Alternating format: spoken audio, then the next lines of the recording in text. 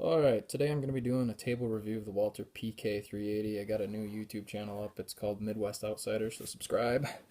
I picked this up going on 2 weeks ago. Originally got it for my wife. Great little gun. Shoots well. It's a 380 auto, obviously. I want to talk about what I don't like about it first, just to keep it positive. So what I do like about it's going to be coming up after that. Things I don't like about it. Go ahead and take it. Well, I'll tell you what, before I start, let's do a safety check. You can see the gun's empty.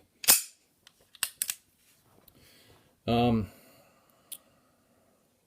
at takedown. The takedown is just similar to like the P99 and the Walther P22. The only difference is you got to have a key. And the key comes in the box. It looks kind of like this here. You actually got to put that in, twist it before you can bring this down, and the slide pops off. So you can't, it kind of makes field stripping hard unless you have the key like on your key ring or something. Another thing that I don't like about it is there is no slide stop. You cannot lock that slide back. The only way to physically, I mean, it's kind of a Walther trademark. There's no slide stop. You see that on the PPKs. The only way to do it is to insert the mag, empty mag, and then bring the slide back. And that's the only way. Then you can drop the mag and the slide stays back. So, I mean, and those factors are pretty easy for me to get over, especially my wife. Another thing that I didn't necessarily like about it is versus other guns in the same size, frame, and caliber, they have adjustable back straps. This one does not. It's just plastic. It's part of the whole bottom frame. You can get little like Hogue over molded grips for it, and I guess some people like those, but it would be kind of cool to see some back straps, I guess. For me, as far as size wise, I have relatively large hands, and this fits pretty darn well. It fits a lot better than the PPK I had. I actually traded off that PPK for this because same caliber, a little bit larger gun, and it's a lot more fun to shoot. A PPK, kind of a bitch to shoot at the range. Yeah, that's pretty much all the things I don't like about it. Things I do like about it. Let's start with the sights. It has some really nice factory sights. Got the white dots there, easy to match up. You get a lot of these stationary sights that don't have that, and it's kind of nice. They're not really adjustable. Another thing that I do like about it, this gun is truly ambidextrous. Other than the way the cartridge ejects, I mean, you have a safety on both sides. And you have a thumb groove on both sides. So, I mean, you can shoot this right-handed or left-handed. And this gun is easy to shoot. Like, if I was going to compare it to a recoil of something, I would probably compare it to... I have an XD9, and it recoils a lot less than that XD9. Let's set this back up here. And my XD9 is probably one of the easiest recoiling things that I have. The reason I got it for such a low recoil is, again, for my wife. We tried setting her up with that PPK, and it kind of gave you a little bite on the flap of your hand there, so it wasn't any fun to shoot.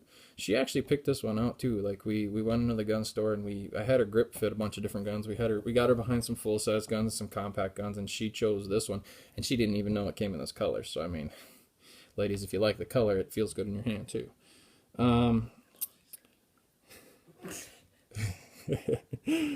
Another thing I like about it, cheap ammo.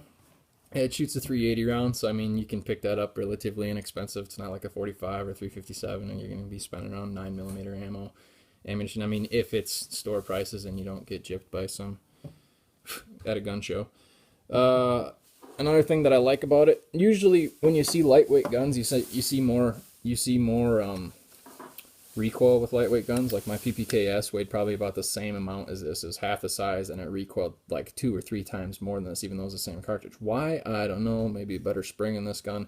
But this gun weighs very low. I don't know, probably a little less than a pound. If I was gonna just rough guess that, maybe more, a little less than a pound, a little more than half a pound. I mean, it's when I have it on my hip, I don't even know it's there. which is awesome for conceal and carry, because I mean I can put this thing anywhere I want basically. I mean I can have it on my hip, open carry, whatever. I can have it inside the waistband, and it's so slim that I mean, just like all of your compact guns, even though this is not truly a compact gun, it's small frame, love it, easy to carry. I can put it in a pocket if I need to.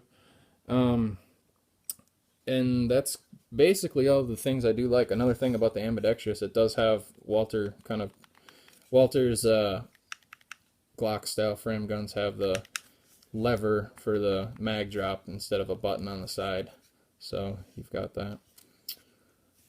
I think I picked this one up from the gun store for $380. I traded a PPK for it with Crimson laser grips, so I mean it wasn't an even trade. I got some money back on that. It's a cheap gun. I mean, and I shouldn't use the term cheap. It's an inexpensive gun versus, I mean, you've got some subcompact Glocks out there, or even the XD subcompacts. You're looking at $400, $500, $600, and this one's under $400. Actually, the Walther P22 is roughly the same price, especially if you get it in this configuration. Now, the all black was $20 cheaper. I mean.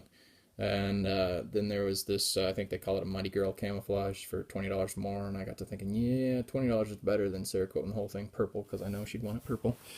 Holster-wise, I picked up this off eBay, $20. It's a Phobos. It's, I think it's like a Jewish or Israeli-made holster. It's a retention holster. I picked it up for this just for lack of better. I couldn't find a Serpa for it. Big fan of Serpa. So like when we're on the range, it works well for her. One thing I don't like about the holster is it's a retention holster without a whole hell of a lot of adjustment. They got the screw here, you can loosen it up, but it retains. I mean, if you're drawing, it'll pull your pants up pretty good. So what I actually did with my GP100 holster, I took a knife and I cut it. Now with this one, I don't think it would work, but on the GP100, I'll show you in the later review. I cut it across.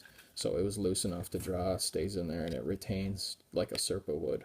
The retention on this is a hell of a lot, but for a $20 holster, it's not a whole lot to bitch about. Overall, that's basically all I have on this. I'm going to do another video of range review I'll be shooting, and then I'll show my wife shooting it just so you guys can get an idea what the recoil looks like in her hands. And if you got any questions, leave them in the comments below. Again, like and subscribe. Thanks.